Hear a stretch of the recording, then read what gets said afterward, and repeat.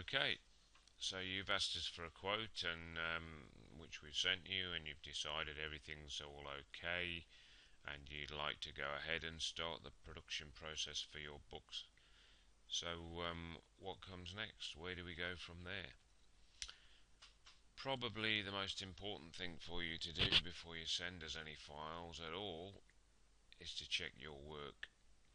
We've put together a checklist to help you with this. It's important to check all these things before you send us your files. Okay, I'm going to use Adobe InDesign for this demonstration, but equally you could use Microsoft Word or any word processor program that you normally use. The settings I'm going to talk about will be in your software program too. So we'll open up the program, select a new document, and this is where we need to set up the size of the page that your book will be when it's ultimately printed.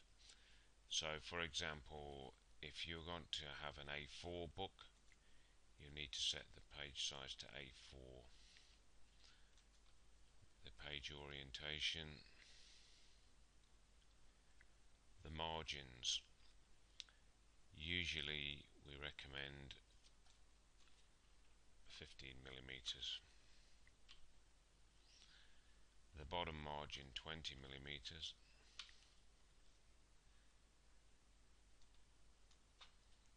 The left margin 20mm and the right margin 15. Bleed settings you wouldn't normally need to bother about on a novel, but if you've got information that goes off the edges of the page, then you'll need to set bleed settings. For this example, I'm just going to ignore the bleed.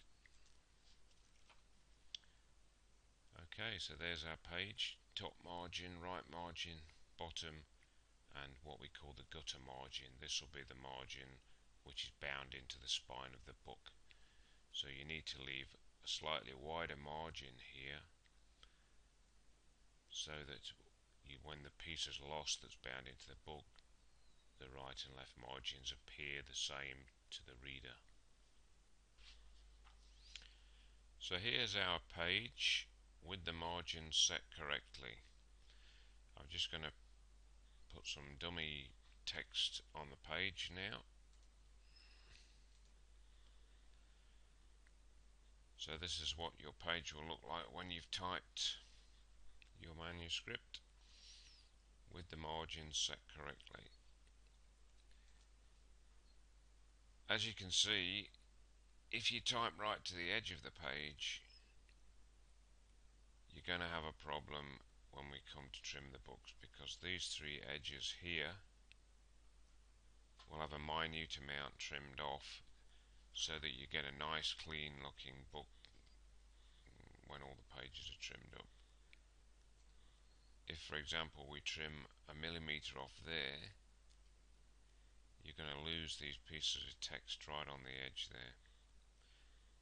So it's important to make sure that your margins are set correctly and that you allow for this minute amount to be trimmed off the three edges there. As you can see, if you alter your page size, you're going to finish up having to reformat the text, because this piece of text fills the whole page now. For example, if we decided at a later date that we wanted to have an A5 book instead of the A4 that we've set up, we change it to A5.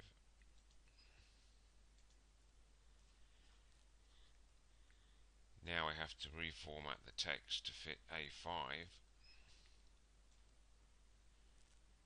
which is fine, except for the fact that the font size is now too big,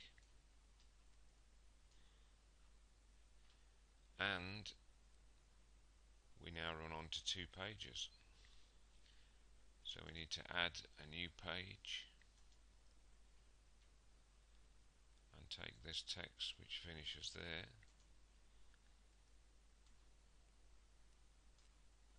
to page 2. So as you can see, by changing the page size from A4 to A5 and leaving the font size the same, we've actually doubled the number of pages that you would have in the book. So it's important to get these things right at the beginning rather than try and correct the problem at the end. It'll save you a lot of work. Okay, so to sum up then, make sure your page size is set up to the same in your document as you'd like it to be in the final books. I.e., if you'd like an A4 book, make sure your document page is set to A4, not to A5 or American letter size or any of the other sizes. Most of the software programs such as word processors are made in America, and therefore they tend to default to American sizes, which are imperial, not metric like we use in New Zealand. So you need to change them. Don't use the default sizes. While we can shrink or enlarge your pages to fit if it's set wrong, it alters the font size and it may make it too small or too large to read, for example. Next, check your margins are correct for your needs and that you don't have text going right to the edge of the page, or it may get cut off when the books are trimmed. We have a free document we can email you which will advise on margin settings. Please just email us and ask for it. If at the end you find you've had to alter either your page size or margin settings, you'll need to go through your document and check that the formatting is still all okay. Other things to consider, especially if you've altered your page size, is that the number of pages in your document may well have changed. If this is a significant change, you may want to ask us for a revised quote for the new number of pages. Obviously, if you've doubled the number of pages, then the price of the book is likely to change from the quote we gave you. And finally, and I can't emphasize this enough, proofread your document at least twice, and preferably get a friend to proofread it if possible. You'll be really amazed how many mistakes will be picked up by a fresh pair of eyes. Spelling checkers are also an invaluable tool during this part of the process. So once you're happy with everything, it's time to make the PDF file ready to send to us. And the next video will show you exactly how to do that.